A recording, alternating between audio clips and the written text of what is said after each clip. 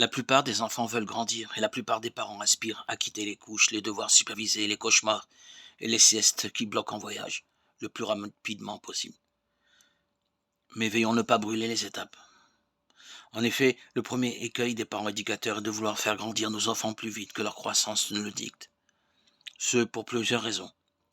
La première est qu'il est gratifiant de voir son enfant avancer vite dans les apprentissages et qu'un sentiment de fierté peut nous échatouiller alors qu'il sait lire en grande section et propre à 2 ans, sait faire des crèmes tout seul, que sais-je.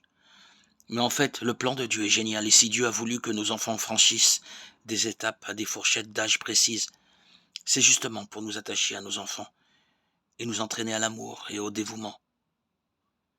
Trop souvent, la sacro-sainte autonomie désignée comme objectif majeur pour des parents, tel leur Mont Blanc, est en fait une excuse, une façon de se détourner trop tôt de notre enfant et de le laisser alors qu'il a encore besoin des tuteurs croisés de ses parents.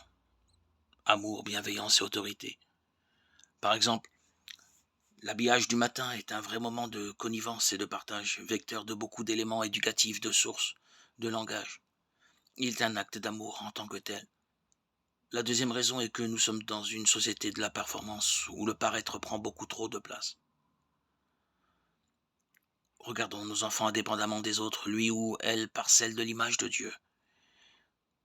Et empêchons-nous toute comparaison qui biaise le regard et atteint douloureusement nos enfants.